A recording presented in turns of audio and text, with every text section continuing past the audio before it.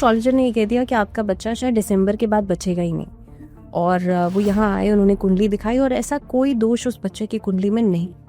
बच्चा सबसे बड़ी धरोहर है माता पिता के लिए, तो वो घबराए से घूमे, फिर इतने हजार की पूजा, उतने लाख की पूजा, ये सब।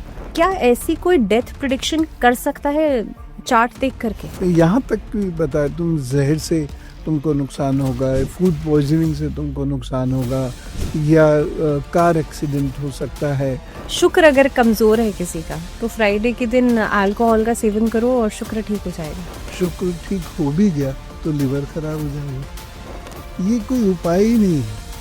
अल्कोहल के सेवन का शुक्र से दूर दूर तक कोई नाता नहीं है, मैं इसको गारंटी से कह सकता हूँ। और अगर शनि की 7.5 है, ढैया है, तो आपका जीवन बर्बाद होने वाला है। कितना सही है। काल सर्प योग है। काल सर्प योग मतलब अब कुछ नहीं मिलेगा तुमको। मांगलिक दोष अगर किसी की भी कुंडली में हो तो उसे कहा जाता है, एक बहुत बेसिक पैटर्न है कि आपकी शादी बहुत लेट होगी, या तो आप कुंभ विवाह कराएंगे या तुलसी विवाह कराएंगे। ऐसे में ये रेमेडीज करने के बावजूद भी तो शादियां नहीं चलती हैं। देखिए 70% लोग मांगलिक होते हैं, 70% जो परमुटेशन कॉम्बिनेशन से बनता है मंगल के, 70% लोग। अब उसमें जब मंगल 7वें या 8वें भाव को सीधे प्रभावित करता है तो मंगल दोष बनता है।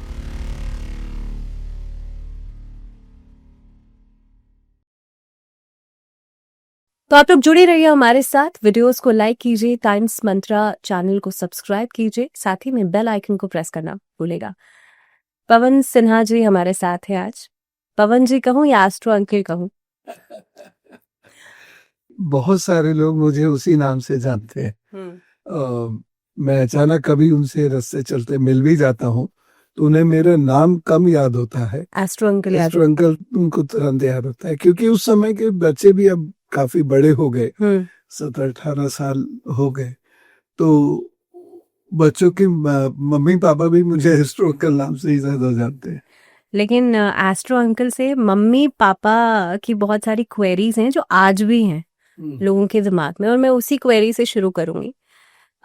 सबसे पहली चीज कि एक बच्चे की कुंडली को लेकर के, जैसे ही बच्चा पैदा होता है कुंडली तो बन जाती है, लेकिन ये भी कहीं ना कहीं पे सुनने में आता है कि बच्चे की कुंडली 12 साल तक नहीं देखनी चाहिए। नहीं, ऐसा नहीं है। बच्चे की जो ग्रोथ है वो 3, 5 और 12 ये महत्वपूर्ण वर्ष हैं जब बच्चे का मेंटल डेवलपमेंट होता है। तो बहुत सारे लोग इस कारण से उसको कहते होंगे कि ये मेंटल डेवलपमेंट का समय है, लेकिन मेरी जो मान्यता है वो यही है कि बच्चे का जन्म हुआ तो जैसे ही कुंडली बने, एक तो जन्म होने के बहुत शीघ्र ही कुंडली बन जानी चाहिए, और जैसे ही कुंडली बने उसको देख लेना चाहिए, क्योंकि बच्चे की बहुत सारी प्रॉब्लम्स, बहुत सारी अच्छाइयाँ, उसके गुण और ऐसी चीजें जो दोष उत्पन्न कर रही हैं, उस सब की रेमेडी अर्ली चाइल्डहुड से ही होनी शुरुआत हो जाए तो अच्छा। अब उनसे मंत्र का जब तो कराएंगे नहीं ऑब्वियसली, लेकिन बहुत सारी चीजें हैं, तो वो बच्चा अगर करना शुरू कर दे, पेरेंट्स करवाना शुरू कर दे, तो बहुत फायदा होता है उन बच्चों को। लेकिन जैसे कोई बच्चा है, मान लीजिए उसकी हेल्थ ठीक नहीं है, पढ़ाई में अच्छा नहीं है, ऐसी कई सारी और प्रॉब्लम्स होती हैं जो इनिशियल एज में बच्चों के साथ होती हैं। ऐसे में आपने कहा कि कुछ रेमेडीज का आपने जिक्र किया, क्या वो रेमेडीज होनी चाहिए? और मान लीजिए कि आजकल तो बच्चे बहुत टेकी हो गए हैं ना, कि जेनजी का जमाना है, तो वो भी बहुत लॉजिकल चलते हैं, उन्हें समझ में नहीं आएगा तो नहीं करेंगे। ऐसे में क्या वो रेमेडीज होनी चाहिए? देखिए बहुत सारी चीजें, जैसे हॉरोस्कोप किसी की आई, छोटा सा बच्चा है, तो हमें वहीं से पता चल जाएगा कि इसके आंखों में या हार्ट में या लिवर में या पैरों में कोई प्रॉब्लम रहेगी। तो माँ से बोल दिया कि आप जो है रोजाना जैतून का तेल पैरों में लगा के मालिश किया कीजिए। लिवर का जैसे आया तो इसको बहुत गरिष्ठ भोजन नहीं दीजिएगा। जैसे आँखों का आया तो बच्चे की जब वो थोड़ा बड़ा हो जाए तो बच्चे की जो लार है वो सुबह ही सुबह आँखों में लगा दी जाए तो उससे जो प्रॉब्लम होनी थी या जो डैमेज हो सकता था वो रुक सकता है, बहुत हद तक रुक सकता है। तो ये चीज़ें बहुत शुरू में ही यदि पता चल जाए। अब जैसे एक जो छोटी सी बात है, वो ये है कि मान लीजिए किसी के हार्ट में या लिवर में कोई दिक्कत आनी है, तो ऐसे बच्चे को गरिष्ठ भोजन नहीं खिलाना है। अगर शुरू से ही उसको गरिष्ठ भोजन नहीं खिलाएंगे हम, तो उस बच्चे की आदत भी नहीं पड़ेगी और वो हेल एंड हर्टी रह सकता है। ये जो बातें आप बता रहे हैं रेमेडीज, ये तो बहुत लॉजिकल हो गई कि बच्चे को अगर पेट में समस्या है तो उसे हल्का खाना खिलाइए। लेकिन जब कोई भी एस्ट्रोलॉजर ये बताता है कि आप सूर्य को जल दीजिए, बच्चे से सूर्य को जल दिलवाइए, या फिर आप बच्चे के नाम से या उसके वजन के बराबर आप सतनजा दान कर दीजिए, यानी कि चारा दान कर दीजिए, या और भी इस तरीके की रेमेडीज, ये कितनी कारगर है? कारगर है, ये भी कारगर है। अब इसमें लेकिन डिपेंड करता है कि वो बच्चा कितना बड़ा है, उसका हाथ कितना अप्रोप्रिएट उठ सकता है जो सूर्य को वो जल्दी दे। उसको स्कूल का भागना रहता है, बच्चा सुबह को आसानी से उठना नहीं चाहता, ऐसी बहुत सारी चीज़ें हैं। जैसे एक छोटी सी और चीज़ है, सुबह सुबह बच्चे को नंगे पाँव यदि हम घास पे टहलाते हैं तो बच्चे का जो उसका जो स्टेमिना है वो बहुत इम्प्रूव करने लगता है। और बच्चे को अगर ऐसी कोई प्रॉब्लम है जो उसकी कुंडली बता रही कि इसका स्टेमिना वीक होगा, इसकी आंखें वीक होंगी, तो वो इतनी वीक नहीं होंगी या उसका स्टेमिना बेहतर होना शुरू हो जाएगा। तो ऐसी बहुत सारी रेमेडीज हैं जो काम करती हैं। अब पवन जी, आपकी ना ये चीज बहुत अच्छी लगती है कि आप बहुत लॉजिकली समझाते हैं, लेकिन यहाँ पे मेरा टारगेट उन लोगों के लिए भी है जो कि ऐसे उपाय या ऐसी रेमेडीज बताते हैं। मैं आपके सामने एक सिचुएशन फ्रेम करती हूँ। एक बच्चा है जिसको खांसी बहुत ज्यादा होती है और उसको मान लीजिए ये कहा जाता है कि इसके वजन के बराबर आप हरा चारा या सतनजा दान करवा दीजिए। ऐसे में अगर सिर्फ यही पर डिपेंडेंसी हो जाए कि डॉक्टर के पास मान लीजिए सब चीजें खत्म हो चुकी हैं, सब प्रैक्टिसेस करके छोड़ चुके हैं, अब क्या यही चीज कारगर हो सकती है? हाँ, ये प्रश्न आपका बहुत अच्छा है। देखिए, एस्ट्रोलॉजी लॉजिक ही है, ठीक है ना, वो लॉजिकल रेमेडीज हैं। और जो बच्चे के बारे में बताया जाता है या किसी की भी कुंडली से बताया जाता है वो बहुत लॉजिकल होता है। लेकिन अब अगर मान लीजिए कि डॉक्टर्स अपना काम उन्होंने किया लेकिन अब वो भी हार मान चुके हैं, ऐसे बहुत सारे मौके आते हैं जीवन में, तो अब वो भी हार चुके हैं। तो ऐसे टाइम में सुंदरकांड का पाठ, महामृत्युंजय का जप, ये 2 पढ़ सकते हैं, दो कर सकते हैं। उसके अलावा ये बच्चे के वजन के बराबर अनाज का दान करना, ये भी किया जा सकता है। और अगर शनि की वजह से ये सारी प्रॉब्लम्स हैं तो जूता, छाता, ये अक्सर दान देते रहना चाहिए।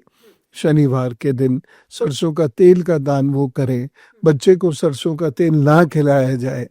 तो इस प्रकार से बहुत सारे रेमेडीज हैं जो कारगर सिद्ध होती हैं। और एक चीज़ मैं और भी कहना चाहूँगा सारे व्यूअर्स से कि यदि आपके घर में पितृदोष है तो बच्चे बीमार ही रहेंगे। और शुरू के 7-8 साल वो बीमार रहेंगे। फिर वो धीरे धीरे रिकवर कर जाएंगे, इम्प्रूव करेंगे, जैसे जैसे एज बढ़ेगी वो इम्प्रूव करेंगे। लेकिन उनका ख्याल बहुत ज़्यादा रखना पड़ेगा, बहुत ज़्यादा केयर उनकी करनी पड़ेगी, तब जाके वो इम्प्रूव करेंगे अपनी हेल्थ में। तो ऐसी बहुत सारी रेमेडीज़ हैं जो हम कर सकते हैं। लेकिन मैं फिर भी इस बात को कहूँगा कि जैसे योग है, आयुर्वेद है और ज्योतिष है, इन 3 का सबको थोड़ा थोड़ा ज्ञान ज़रूर होना चाहिए, थोड़ा थोड़ा ही हो। तो बहुत सारी चीज़ें हैं जो योग से ठीक हो जाती हैं। अब जैसे कमर की प्रॉब्लम है तो उसमें सतनाजा दान की बराबर बजाय हम कमर की रेमेडी करने किसी नेचुरोथेरेपिस्ट के पास जाए, कुछ पॉइंट्स वो दबा देंगे, इस तरह से किया जा सकता है। या डॉक्टर हैं, वैद्य जी हैं, इनकी मदद ली जाए। कि कहने का मतलब ये है कि खाली ऐसा नहीं है कि आप रेमेडीज के भरोसे ही चले, हाँ, आपको हर चीज लॉजिकली समझनी पड़े।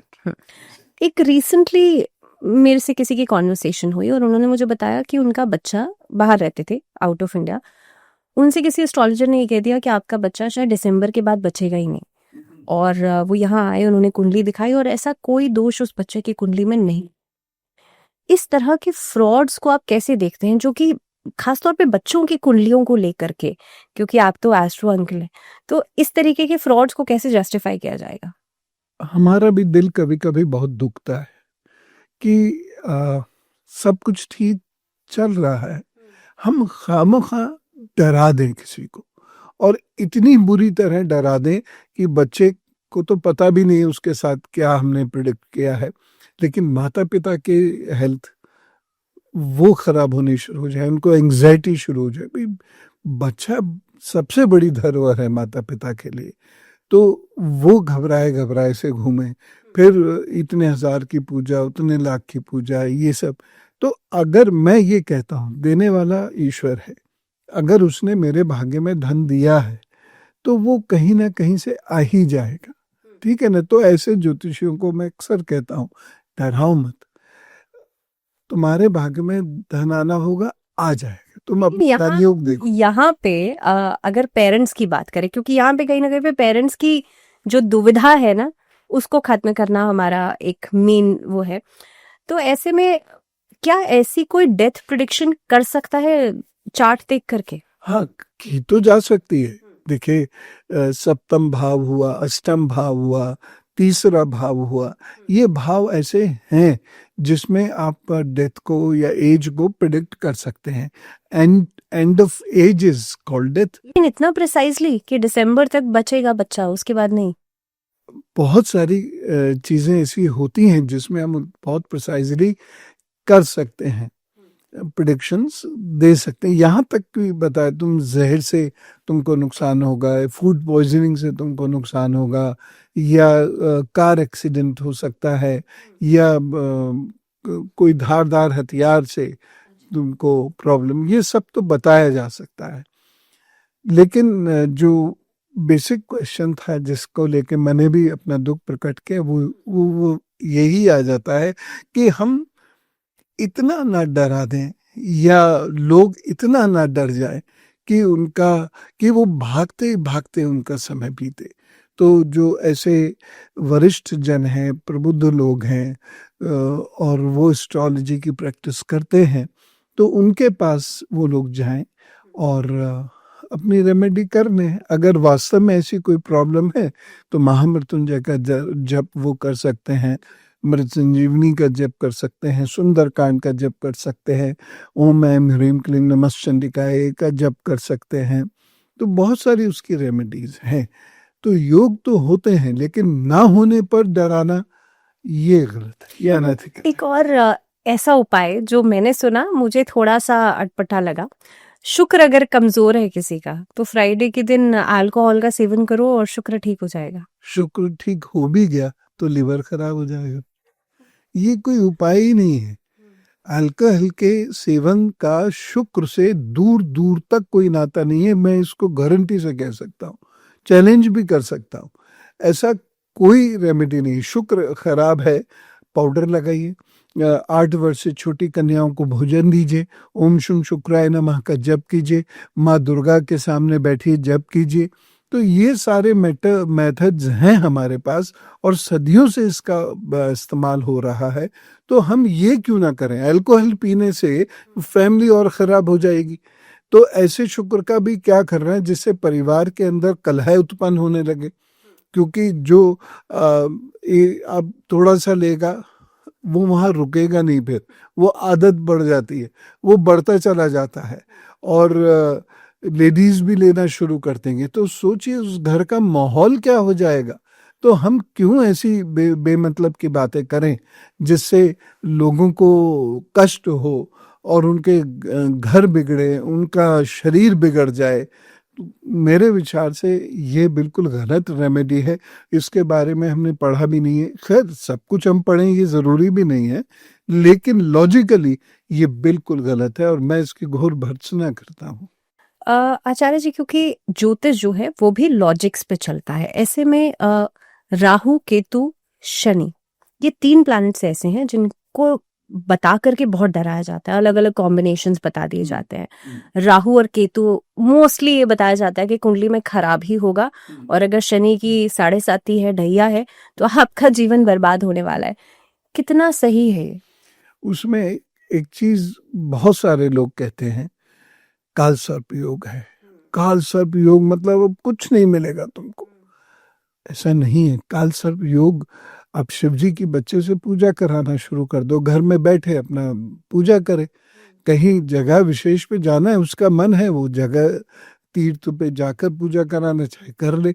लेकिन ऐसा नहीं है कि कुछ भी नहीं मिलेगा। देश के इतने बड़े बड़े लोग हैं जिनकी कुंडली में काल सर्प दोष था, बहुत बड़े बड़े लोग। वो लोग पॉलिटिक्स में, वो लोग बॉलीवुड में, वो लोग स्पोर्ट्स में सितारे बन के चमक गए। लेकिन आचार्य जी, कुछ लोग कोट करते हैं काल सर्प योग है ही नहीं। है ही नहीं। शास्त्र में काल सर्प का कहीं कोई वर्णन नहीं है। सर्प योग की बात जरूर की गई है, लेकिन काल सर्प योग की कोई बात नहीं है। अब उसमें क्या होता है कि अगर उन्हीं के परिभाषा से हम चलें तो 1 डिग्री भी राहु आगे चला जाए तो काल सर्प योग खंडित हो जाता है। लेकिन वो वहां पर भी तुले पड़े रहते हैं कि नहीं, ये है 1 ही डिग्री से तो बाहर है, काल सर्प योग बन रहा है। फिर वो कहने लगेंगे विपरीत काल सर्प योग बन रहा है। अब विपरीत काल सर्प योग कैसे हो सकता है? लेकिन अब लोग कह रहे हैं, लेकिन इस पर विश्वास नहीं करना चाहिए लोगों को। सर्प दोष की एक बात की गई है, लेकिन उसका मतलब ये नहीं है कि सांप आएगा काट जाएगा। ये सर्प दोष, ये शारीरिक विकार कुछ पैदा कर सकता है और व्यक्ति को मेहनत बहुत करनी पड़ेगी, तब जाके उसको परिणाम मिलेंगे। लेकिन परिणाम अच्छे मिलेंगे ऐसा नहीं है।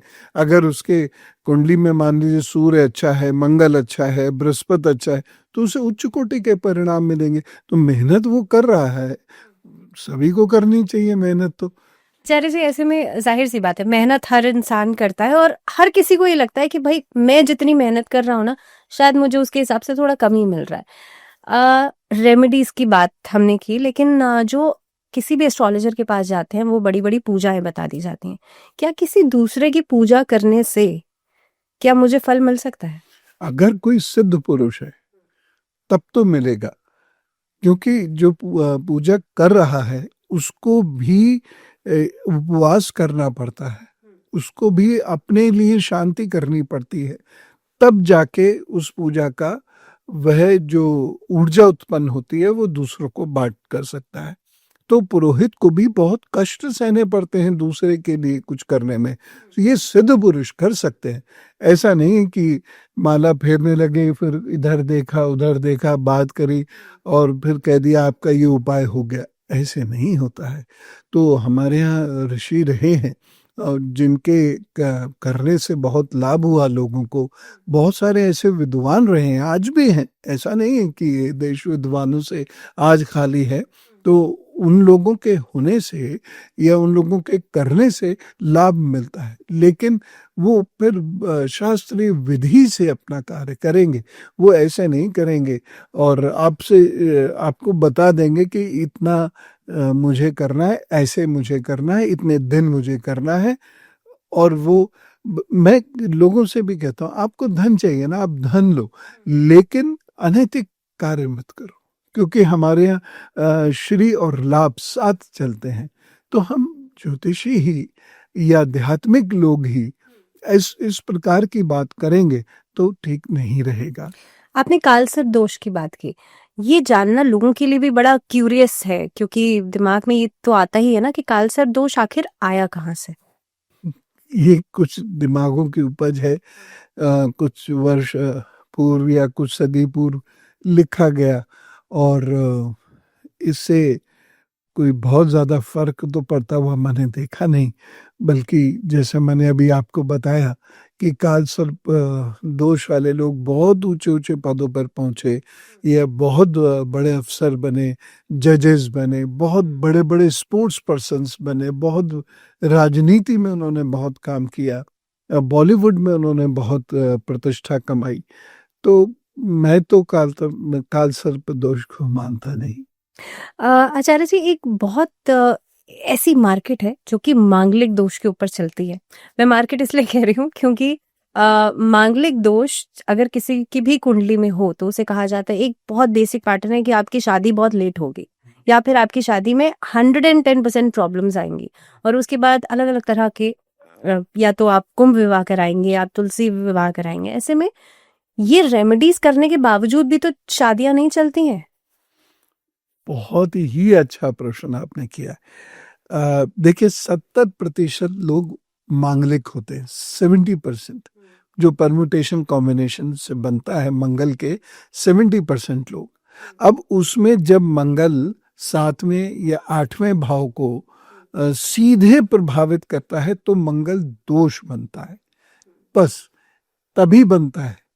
तो मांगलिक का विवाह मांगलिक के साथ बड़े आराम से कर सकते हैं और उसमें पंचांग में उसका परिहार भी दिया हुआ है। बहुत सारे पंचांगों में उसका परिहार है।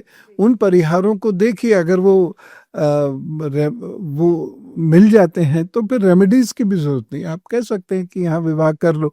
हाँ, मांगलिक दोष जो है, कुछ दोष जिसे बोलते हैं, जो सप्तम अष्टम भावों को प्रभावित करता है, तो वहाँ मैरिज या मैरिड लाइफ में प्रॉब्लम आ जाती है। ओके। गुण मिलाए जाते हैं आजकल तो सॉफ्टवेयर से, किसी एस्ट्रोलॉजर के पास जाने की भी जरूरत नहीं है। आपने सॉफ्टवेयर देखा, 2 कुंडलियां मैच करी और गुण मिला दिए। 36 गुण में से कितने गुण मिले हैं? नाड़ी दोष, भ्रकुट दोष, ऐसे कई सारे दोष हैं। ये कितने रेलेवेंट हैं? क्योंकि कई बार ठीक ठाक गुण मिलने के बावजूद भी 27 गुणों पे भी शादी नहीं चलती, आपस में कंपैटिबिलिटी इश्यूज आते हैं। तो फिर इसका मतलब कहाँ है? बिल्कुल ठीक। देखिए होता क्या है कि गुण तो मिल गए। गुण सामान्यतः ज्यादातर ज्योतिषी समुदाय जो है वो सिर्फ चंद्रमा से गुण मिलाता है। गुण मिलान 100 नंबर की थ्योरी है। वो बहुत मेहनत उसमें करनी पड़ती है, तब जाकर एग्जैक्ट हमारे गुण सामने आते हैं या दोष हमारे सामने आते हैं। चंद्रमा मैच करने से तो चंद्रमा के गुण दोष सामने आ गए, बस एक ही प्लेनेट तो मिला जो सॉफ्टवेयर कर रहा है। हाँ, लोग भी वही कर रहे हैं जो ज्योतिष अभी प्रैक्टिस कर रहे हैं, सीख रहे हैं, वो भी वही करते हैं। इससे कुछ नहीं होता, ये गलत है। और सॉफ्टवेयर से तो बिल्कुल नहीं करना चाहिए, क्योंकि सॉफ्टवेयर तो आपको बता देगा ये चीज है। अब ये चीज का परिहार है या नहीं है, इस बात का कोई वो उत्तर नहीं देता है ना। कई चीजों का परिहार होता है। अब जैसे 7वें भाव में किसी का मंगल है, ठीक, भाव स्पष्ट कुंडली बनी, उसमें वो 6ठे भाव में आ गया, तो अब मंगल दोष उतना प्रभावी नहीं रहेगा। अब वो विवाह भी कराएगा, थोड़ा खटर पटर चलती रहेगी, लेकिन अब वो उतना प्रभावी नहीं रहेगा। या 8वें भाव से 9वें भाव में आ गया मंगल, तो वो फिर उतना प्रभावी नहीं रहेगा। तो एक कुंडली का जो एनालिसिस है, इसमें बहुत टाइम लगता है। इतना आसान नहीं है कि बटाक से कर दिया, उसमें बहुत टाइम लगता है। और जब हमको 15-20 साल हो जाते हैं, तब हम केवल फटाक से देखकर, जैसे किसी की भी प्रैक्टिस होती है, अब आपको कोई भी विषय दे दिया जाए तो एकदम से आप बोलेंगे, क्योंकि एक लंबा अनुभव आपका हो गया, तो तब तो ये हो सकता है। अन्यथा मैं यही कहना चाहूँगा, मंगल दोष के लिए 100 नंबर से कुंडली मैचिंग होती है, वो खुद बैठ के मैच करें और उसमें लगेगा आधा पौना घंटा कम से कम, और उसके बाद फिर किसी कुंडली पर डिसीजंस लें, अन्यथा डिसीजन ना लें। आचार्य जी, नाड़ी दोष एक ऐसा, उन्हीं पॉइंट्स में से एक ऐसा पॉइंट है जिसपे भाई कई बार ये कहा जाता है कि अगर नाड़ी दोष है तो अब शादी नहीं हो सकती, और ऐसे में नाड़ी दोष कटता भी है। क्या ये लॉजिक सही है? नहीं, नाड़ी दोष से शादियां होती है, हाँ, थोड़ा बहुत प्रॉब्लम। हाँ, ये कहते हैं ना कि बच्चे नहीं होंगे, या तो किसी दोनों में से किसी एक की मौत हो जाएगी। अगर RH फैक्टर दोनों का सेम आ रहा है तो, अन्यथा नाड़ी दोष का भी परिहार है। अगर RH फैक्टर सेम नहीं है तो इसका मतलब यह है कि बच्चे होंगे, थोड़ा देर हो सकती है, या ये हो सकता है कि एक आध मिसकैरेज हो जाए, लेकिन बच्चा होगा। आचार्य जी, सामुद्रिक शास्त्र एक ऐसा कहीं ना कहीं पे एक ऐसी मुझे लगता है कि विज्ञान है जो कि अपने आप में कई सारी चीजें बताता है। आपसे समझना चाहती हूँ, सामुद्रिक शास्त्र कई सारी ऐसी मिस्टीरियस चीजें भी बताता है क्या ये? देखिए, ऋषि समुद्र ने इस ज्ञान को डेवलप किया। हमारे ऋषियों ने बहुत खोज करके ही कोई ज्ञान डेवलप किया है, वो किसी भी चीज को ऐसे ही नहीं कह देते थे। तो उस ज्ञान को उन्होंने डेवलप किया। अब उसमें बहुत सारी चीजें हैं, उसमें हेयर कैसे हैं, बारीक हैं कि हैवी है, उसका कलर कैसा है हेयर का, आंखें कैसी हैं, नाक कैसा है, मुंह कैसा है, तिल के बारे में, और चलते कैसे हैं। आप दरवाजा खोल के चल के 4 कदम आइए, पता चल जाएगा कि आपके प्लेनेटरी पोजीशन क्या है। अच्छा जी। और उसमें चेहरा हमारा किस, हाँ हाँ, वो फेस रीडिंग एक्चुअली समुद्र शास्त्र का ही वो एक पार्ट है। अब उसको अलग से डेवलप किया गया है, लेकिन अब उसमें हमें पता चल गया गोल चेहरा ऐसा रिजल्ट दे रहा है, चौकोर चेहरा ऐसा रिजल्ट दे रहा है, यदि एग-लाइक है तो ये ऐसा रिजल्ट दे रहा है, तो उससे पता चल जाता है। बहुत सारी चीज़ें उन्होंने उसमें लिखी हैं और बहुत सारी चीज़ों का हमने प्रयोग भी किया है, और 101% ये ठीक होते हैं। ऐसे तो मेरा यहाँ पे क्यूरियोसिटी ये है कि लोग कहते हैं कि अगर आपके फेस पे कहीं पे तिल होगा तो इसका क्या मतलब है? चेहरे पे अगर बाएं गाल पे तिल है, दाएं गाल पे तिल है, क्या मतलब है इसका? देखिए, तिल का एक तो मेडिकल पार्ट है, यानी जो हमारी माइनर वेन्स हैं वो इकट्ठी होने लगती हैं, तो वो एक तिल की शेप ले लेती हैं। ठीक, तिल फॉर्म हो गया। अब ये जो तिल फॉर्म हुआ है, इसको हमें देखना कैसे है, क्योंकि दुनिया में कुछ भी है लेकिन उसका एक प्रैक्टिकल एस्पेक्ट भी है। जैसे मान लीजिए एक जो बॉटनी वाले स्टूडेंट ने ये बताया कि ये जो पेड़ है ये ऐसा रहेगा, लेकिन हमको उससे क्या फायदा मिलेगा, ये दूसरी चीज हो गई। तो वही तिल का है। अब तिल में 2-3 चीजें मैं बताता हूँ। अगर माथे पर तिल है आंख से 2 उंगल ऊपर, तो ये तिल अच्छा होगा, और आंख के बिल्कुल साइड में है तो ये तिल आंखों के लिए नुकसानदायक सिद्ध होगा। ठीक है, अगर ये तिल आंखों के यहाँ पर है तो ऐसे व्यक्ति को कभी ना कभी हार्ट की या लिवर की प्रॉब्लम हो सकती है, आंखों की प्रॉब्लम हो सकती है। नाक पर अगर किसी के तिल है तो उसको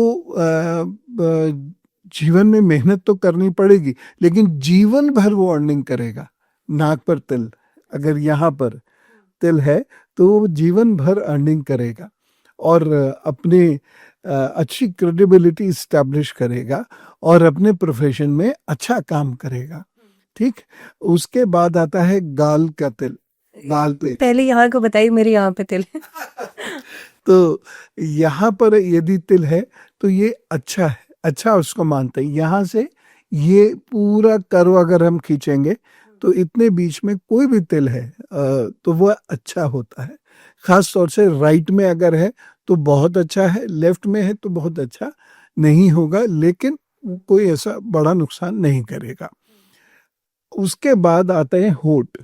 होंठों पर जो तिल है, इसमें एक चीज मैं कहना चाहूंगा कि जो भी देखे बहुत ध्यान से देखे। अगर यहाँ के पास चाहे मेल हो या फीमेल, यहाँ पर यदि कोई तिल आता है किसी के, तो उसकी मैरिड लाइफ में प्रॉब्लम्स होंगे। या तो बहुत देर से शुरू होगी, डिलेड मैरिज होगी, और या फिर जो मैरिज होने के बाद उसमें थोड़ी सी टेंशन्स रहेंगी। लेकिन ये तो ब्यूटी स्पॉट भी कहते हैं ना इसको। हाँ, तो वो देखने में तो सुंदर लगा, लेकिन उसके अपने प्रोज एंड कॉन्स हैं। बहुत सारे लोगों को आप खुद देखिएगा कि यहाँ पर आएगा तो उनको मैरिज लाइफ में प्रॉब्लम रहेगी। अब आप खुद भी देख सकते हैं कि यदि किसी के यहाँ पर तिल आ रहा है तो ये ठीक है, वो देखने में सुंदर लगेगा, चाहे वो पुरुष हो या वो स्त्री हो, वो देखने में अच्छा लगेगा, लेकिन उसके साथ ये दिक्कत होगी, या तो either it will be a case of delayed marriage और प्रॉब्लमेटिक मैरिज। Problematic. हाँ, एक बड़ा कॉमन सा लोग देखते हैं कि अगर हाथ के हथेली के बीचों बीच तिल आता है और आपकी जब आप when you make a fist तो वो अंदर आता है, तो आपके पास पैसा बहुत होगा। हाँ। मिथ है क्या ये? तिल जो हाथ में इस तरीके से आपने मुट्ठी बांधी और तिल उसके अंदर चला गया, तो ये अच्छा है, पैसे के पॉइंट ऑफ व्यू से भी अच्छा है। लेकिन अगर ये तिल, देखिए ये वाली जो सन की अपोलो, फिंगर ऑफ अपोलो है, ये सन की लाइन है, इस पर अगर ये तिल होता है तो या तो फादर का प्रॉपर सुख नहीं मिलता और या फिर आँख की दिक्कत उसको होती है, ये भी है। तो जहाँ किसी व्यक्ति को ये दे रहा है तो वहाँ ये चीज ले भी लेगा। अच्छा, और अगर किसी के पैर में तिल हो तो कहते हैं वो बहुत घूमता है। जो तलवा है, तलवे में यदि तिल है तो घूमना भी होगा, लेकिन उसको पेट की भी दिक्कत रहेगी, लेकिन घूम के वो बहुत पैसा भी कमाएगा। हाँ, तो ऐसे लोगों को घूमना भी चाहिए और ये लोग बहुत एक्टिव हो जाते हैं। ये जिस दिन आलसी हो गए उस दिन इनका जो फॉर्च्यून है, इनका जो भाग्य है, वो धीरे धीरे धीरे धीरे खत्म होने लगता है। तो ऐसे लोगों को बहुत एक्टिव होना चाहिए, ये तिल बताता है। क्योंकि आचार्य जी आपने कहा सामुद्रिक शास्त्र में स्वप्न के बारे में भी बताया जाता है। कई लोग इसको आप टाइम ट्रैवल से जोड़ सकते हैं या फिर कहीं ना कहीं पे टाइम से जुड़ी हुई, कई लोग पहले से इंट्यूटिव इतने ज्यादा होते हैं उन्हें पता चल जाता है, या सपनों का मतलब निकालने की कोशिश करते हैं। क्या ये लॉजिक सही है? देखिए, स्वप्न का अपना एक विज्ञान है। लोग कहते हैं कि जो कुछ हमारे मन में बसा रह गया वही चीजें सपने में हमारे सामने आती हैं, लेकिन ये हमेशा ठीक नहीं है। अगर ऐसा होता तो ऐसे लोगों को सेम सपने रोज आते, रोज नहीं आ रहा है, कभी कभार आता है। तो जो स्वप्न है ये एक अवस्था भी है, और बहुत सारे जो गुरु अपने शिष्यों को संदेश देते हैं वो स्वप्न अवस्था में देते हैं। जब वो स्वप्न में हो, सो रहा हो, शिष्य सो रहा हो, तब वो अपना संदेश देंगे। अब वो डिकोड कर सके नहीं कर सके एक अलग बात है, लेकिन उसको उस समय में संदेश मिलेगा। अच्छा, ऐसे कई लोग हैं, मतलब मुझे लगता है मोस्टली लोगों को अपने सपने याद नहीं रहते, या याद थोड़ा रहेगा भी तो बिट्स में याद रहेगा। ऐसे में कई सपने ऐसे होते हैं जो बहुत इंटेंस होते हैं। लाइक जब मेरी दादी की डेथ हुई थी, मुझे 2 दिन पहले कपाल क्रिया देखी थी मैंने। अब इतने छोटे बच्चे को कपाल क्रिया का मतलब नहीं पता, but I have seen that whole picture. ऐसे सपनों का क्या मतलब है जो अपने आप में एक पूरी सिचुएशन को पहले बता देंगे? जिन लोगों का केतु अच्छी स्थिति में होता है या चंद्रमा और बृहस्पति अच्छी स्थिति में होता है, इन लोगों को इंट्यूशंस हो जाते हैं। बहुत सारी चीज़ों के इंट्यूशन हो जाते हैं। जैसे एक गाड़ी जा रही है तो एकदम उसको लगेगा कहीं ऐसा ना इसका एक्सीडेंट हो जाए, और वो आप देखेंगे कि थोड़ी दूर आगे जाके एक्सीडेंट हुआ है। तो हमारे ब्रेन की बड़ी ज़बरदस्त फैकल्टी, हम अपने ब्रेन का बहुत ज़्यादा इस्तेमाल तो करते भी नहीं हैं अभी। तो हमारे जो ब्रेन में बहुत सारी पावर्स हैं, उनमें से एक बहुत स्ट्रांग पावर है इंट्यूशन। और ये इंट्यूशन वहम की वजह से नहीं है, वो तो वहम है। एक व्यक्ति है, वो रोज कह रहा है मैं गिर जाऊंगा, मैं गिर जाऊंगा, कभी ना कभी तो कोई ना कोई गिरता ही है, वो तो वहम हो गया। हाँ, तो वो नहीं। उसको अचानक ये 3-4 दिन से सपना आ रहा है कि मैं गिर जाऊंगा, और वो गिर गया। ये इंट्यूशन है, ठीक है ना। तो इस तरीके से जो इंट्यूशन डेवलप होता है, ये बहुत सारे इंडिकेशंस देता है। और किसी के अंदर तो बाय बर्थ होता है, किसी को ध्यान साधना करने से हो सकता है, लेकिन बहुत रेयर होता है। ध्यान साधना करने बहुत सारे लोग हमने देखे हैं, वो कुछ भी बोलना शुरू कर देंगे, आपका ये है, आपका वो है, पैसा आता है लेकिन टिकता नहीं है। अब किसका पैसा टिकता है, ठीक है। मेहनत बहुत करते हैं लेकिन मिलता उतना नहीं है। तो सभी के साथ ये हालत है। उन लोगों को लगता है अरे ये तो बहुत बड़ा कोई सिद्ध पुरुष है। तो ऐसा करना नहीं चाहिए वैसे, लेकिन ये इंट्यूशन नहीं है, ये वाचाल शक्ति है। ठीक है। इंट्यूशन की हम बात कर रहे हैं। कई लोग पहली बात तो कौन सा प्लैनेट इंडिकेट करता है, जहां तक मुझे समझ में आता है अष्टम भाव जो होता है ये बड़ा मिस्टीरियस हाउस है, इसका कनेक्शन भी मैं समझूंगी। और इसका क्या इंट्यूशन से कोई कनेक्शन है?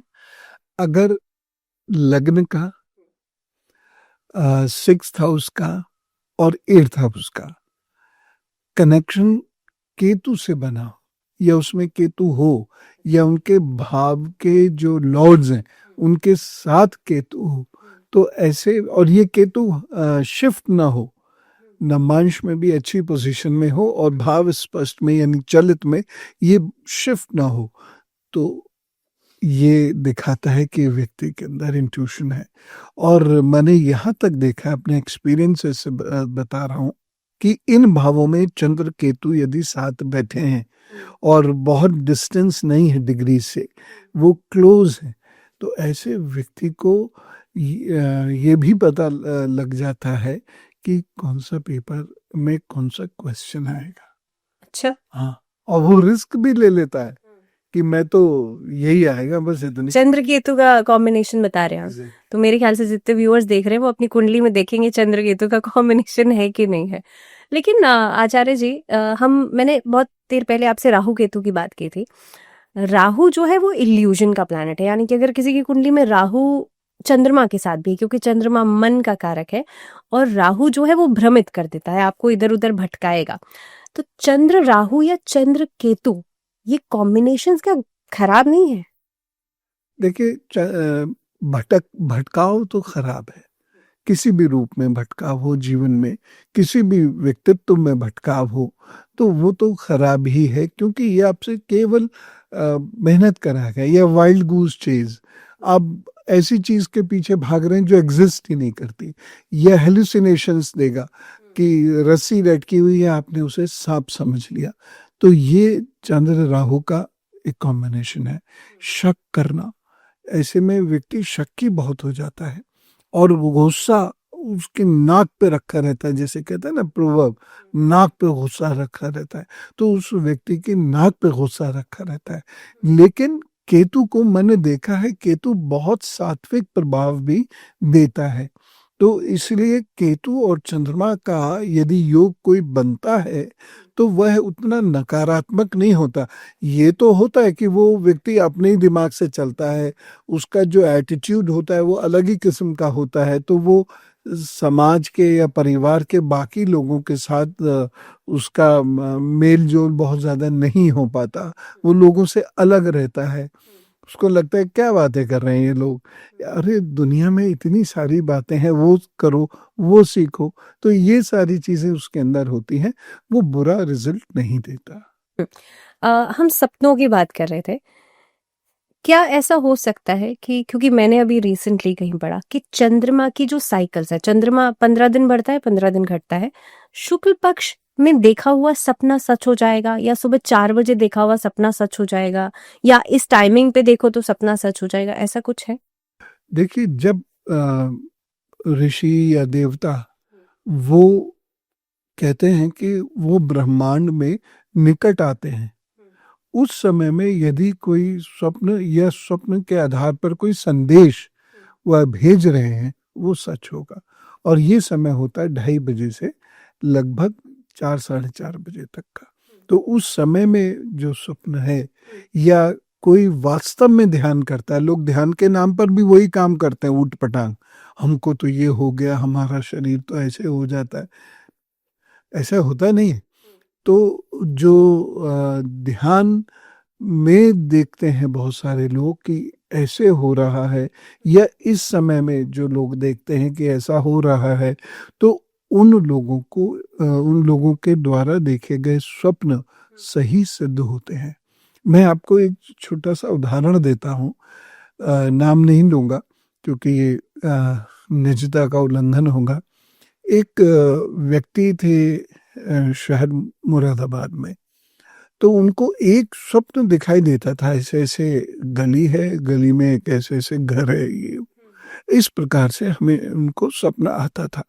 तो मैंने उनसे कहा, हमारे रिलेटिव भी लगते थे वो, तो मैंने उनसे कहा कि आप ढूंढिए कि वो जगह कहाँ है और उस जगह से आपको आपका कोई संबंध मिलेगा। और मिला। अच्छा। तो पुनर्जन्म की थ्योरी लोग माने ना माने, लेकिन इस पे बहुत रिसर्च हुई है, और पुनर्जन्म पे वो रिसर्चर्स, वो साइकोलॉजिस्ट्स, वो फिलोसोफर्स बहुत विश्वास करते हैं। तो इसमें जयपुर यूनिवर्सिटी में बहुत रिसर्च हुई है। बाद में ये रिसर्च किन्हीं कारणों से रुक गई, शायद फाइनेंशियल रीजंस रहे होंगे, जो भी है। लेकिन कई यूनिवर्सिटीज़ में, देश में भी विदेशों में भी इस पर बहुत काम हुआ है, और पुनर्जन्म होता है, और वो अक्सर आपको हॉन्ट करेगा कि आप बैठे हैं, ये जगह मेरी देखी हुई सी है कुछ, या ऐसा लग रहा है मैं यहाँ आया हुआ हूँ कभी, ऐसी चीज़ें आपको आने लगेंगी। और कोई कोई जन तो ऐसे भी होते हैं कि यहाँ पर आप घुसे, अरे यहाँ के पीछे क्या कोई कमरा है, ये उसका रास्ता इस तरीके से जाता है, अब उस व्यक्ति को कैसे पता ये है, और वो होगा और ऐसा। डेफिनेटली होगा। लेकिन आचार्य जी, ये तो कई बार मतलब लोग महसूस करते हैं कि जो चीज होने वाली है, या किसी जगह से, किसी रास्ते से गए, वो उनको लगता है कि पहले भी मैंने कहीं देखा था या उस चीज को महसूस किया था। क्या ये टाइम ट्रैवल की थ्योरी नहीं है? नहीं, टाइम ट्रेवल की थ्योरी तो उसको नहीं कह सकते, क्योंकि टाइम ट्रैवलिंग एक अलग सी चीज़ है। उसमें हम मशीन के द्वारा एक पर्टिकुलर एज में पहुंचते हैं, ठीक है, वो हम सेट करते हैं। लेकिन यहाँ पर कुछ चीज़ें जो हो रही होती हैं या हो चुकी होती हैं, वो हमारा दिमाग अपने आप ले जाता है। तो टाइम ट्रेवल तो नहीं हुआ। अब यूं तो हम पीछे गए, नेचुरली पीछे गए, तो टाइम ट्रेवलिंग तो हो ही गई। लेकिन जो कॉमनली फिजिक्स में देखा गया है टाइम ट्रेवलिंग, या जिसमें मैटर वेव्स में कन्वर्ट होकर कहीं ट्रेवल कर जाता है, तो वो जो चीज़ देखी गई है, इसमें क्वांटम फिजिक्स में बहुत काम भी चल रहा है। तो ये जो चीज़ देखी गई है, ये अलग है, ये डिपेंडिंग ऑन मशीन्स है। तो हम पीछे तो गए हैं, लेकिन वो टाइम ट्रेवल हमने उस सेंस में किया है कि हम लोग पीछे गए, लेकिन एग्जैक्टली वो टाइम ट्रेवलिंग नहीं है। रीबर्थ की थ्योरी को आप कैसे देखते हैं? मैं मानता हूँ रीबर्थ होती है। तो ये जो रीबर्थ है, ये कई बार ये सुनने में आता है कि सोल एक जर्नी पर है, और उसका अगर कोई कोई एक मकसद है, वो पूरा नहीं हुआ तो वो फिर से जन्म लेगी, और वो फिर से आकर के उस मकसद को पूरा करेगी। लेकिन इसको जस्टिफाई कैसे किया जा सकता है? कई लोग तो भूल जाते हैं ना, अपना पिछला जन्म, अगला जन्म भूल जाएंगे। भूल जाते हैं, कुछ लोगों को याद रहता है, और कुछ लोग बहुत कम, आधा % लोग भी नहीं होंगे, लेकिन वो याद रहता है। और कुछ लोगों को ध्यान साधना के माध्यम से बहुत सारी चीजें याद आती हैं, उन्हें पता चलता है। तो ये संभव है, पुनर्जन्म संभव है, और हमें याद भी रहता है। सबको नहीं रहता, थोड़े से लोगों को याद रहता है, छोटे बच्चों को याद रहता है, लेकिन वो उसको एक्सप्रेस नहीं कर पाते। ये क्या है, वो चौंकेंगे, वो हंसेंगे नींद में, वो कभी कभी अजीब सी हरकत करेंगे, तो उनको ये एग्जैक्टली नहीं मालूम होगा कि ये सब क्या हो रहा है, लेकिन पता रहता है। दरअसल क्या है कि इसमें हमें आत्मा को समझने की आवश्यकता है। हम शरीर को ही पहचान बनाते हैं, लेकिन हमारी पहचान हमारी आत्मा है। शरीर तो आत्मा शरीर में आई, जब शरीर उसे संभालने के लिए कैपेबल नहीं रहा तो वो छोड़ के चली गई। अब आत्मा की कई स्टेजेस हैं। एक स्टेज है कि वो वहीं कहीं टहल रही है, एक स्टेज है जो वो एक वर्ष में वहाँ लौट के आएगी, एक स्टेज है कि जहाँ वो पूरे ब्रह्मांड में पृथ्वी पर आदि आदि में घूम रही है, और जहाँ उसको अपने लिए उपयुक्त शरीर मिलता है वो उसमें प्रवेश कर जाती है। इसलिए घर में जब शिशु आता है तो डॉक्टर्स भी वेट करते हैं धड़कनों का, ठीक है, क्योंकि वो तब तक एक मैटर है, ठीक, उसके अंदर चलने की शक्ति, बोलने की शक्ति, सुनने की शक्ति, रिएक्ट करने की शक्ति गर्भ अवस्था में भी तब आती है जब आत्मा का प्रवेश उसके अंदर होने लगता है। तो बहुत सारे लोगों को ये पता होता है, लेकिन वो बहुत सारे लोग भी आधा परसेंट है। ठीक है, सोल की जर्नी की हम बात कर रहे हैं। अभी हाल फिलहाल में कई सारे ऐसे सेलिब्रिटीज भी रहे, इन्फ्लुएंसर्स भी रहे जिनकी all of a sudden death हुई। क्योंकि हम सोल की जर्नी की बात करते हैं और हम ये समझते हैं कि भाई जब वो आपका मकसद पूरा होता है तो आपकी डेथ हो जाएगी या आपकी सोल जो है वो डिपार्ट कर जाएगी, इसको ऐसे लेते हैं। लेकिन वो मकसद कैसे पता लगेगा कि किसी भी लेमन को जिसे ये सब समझ में नहीं आता, उसे कैसे समझ में आएगा कि मेरी लाइफ का अल्टीमेट गोल है क्या?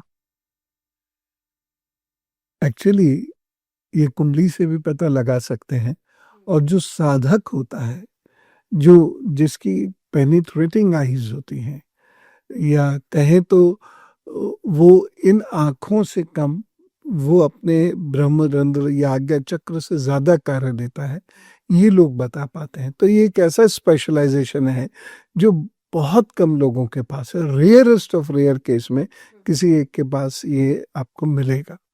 तो वो लोग तो बता देते हैं। अब आत्मा कोई शरीर कब छोड़ती है? जब वो शरीर उस आत्मा को कंटेन करने में, रखने में इनकेपेबल हो जाता है, तो वो छोड़ के चल देती है कि अब मेरा इस शरीर से काम नहीं चलेगा, तो फिर वो दूसरा शरीर धारण करती है। क्योंकि सोच, हमारे विचार, हमारे कर्म, ये सब चीज़ शरीर का हिस्सा नहीं है, ये सब चीज़ आत्मा का हिस्सा है।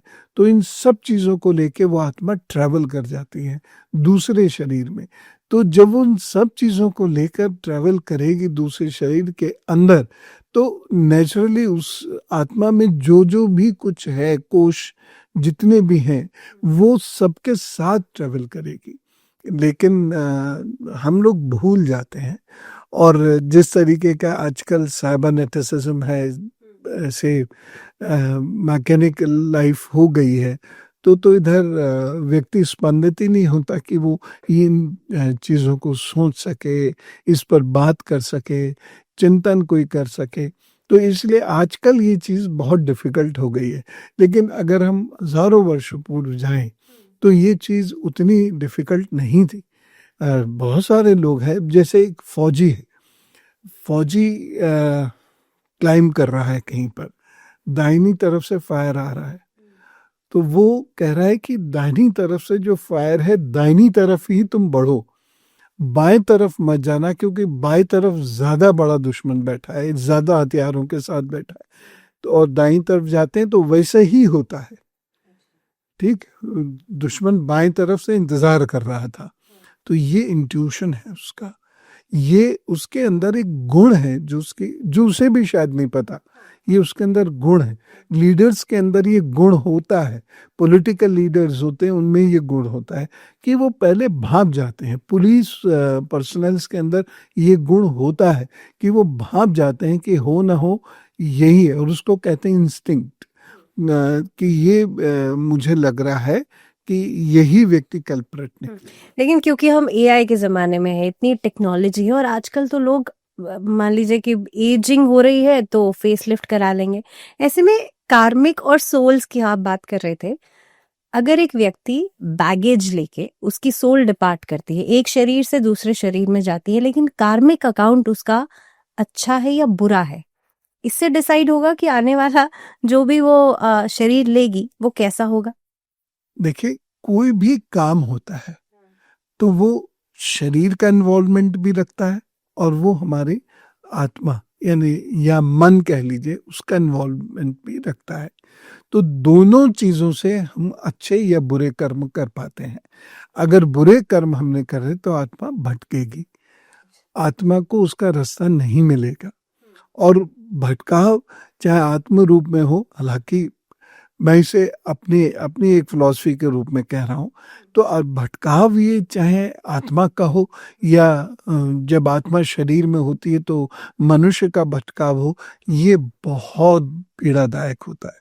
कुछ पता ही नहीं क्या कर रहा है, अभी शाम को चले जाएंगे, क्या क्या करना है कुछ समझ ही नहीं आ रहा, क्यों सोएं, क्यों जगें, क्यों खाएं, हमारे पास कोई मकसद ही नहीं है जिंदगी जीने का।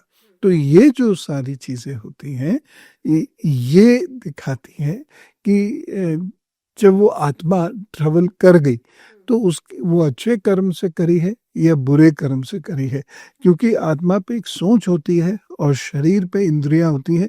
शरीर उसको कर्म करता है, अपनी मसल्स का उपयोग करके उसको कर्म में कन्वर्ट करता है। वो जो थॉट है उस थॉट को कर्म में कन्वर्ट करता है। तो दोनों का ही उसमें उपयोग होता है। लेकिन अब आत्मा भटकाव तो आत्मा को ही सहना है। ठीक है, हमने कर्म की बात कर ली, हमने सोल की बात कर ली, लेकिन लोगों के दिमाग में अकाल मृत्यु को लेकर के बहुत बड़ा सवाल है।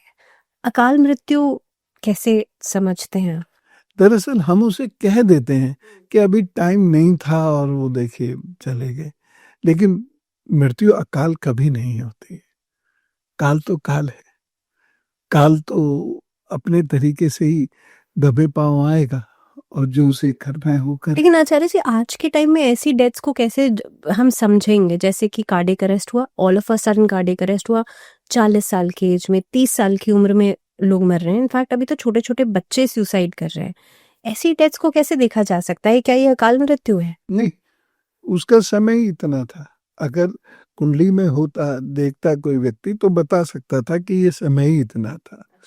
तो वो अकाल कुछ नहीं होता। इस पूरी धरती पर, ब्रह्मांड में, मनुष्य के शरीर में कुछ भी ऐसा नहीं है जिसका हेतु ना हो, तो उसका हेतु है।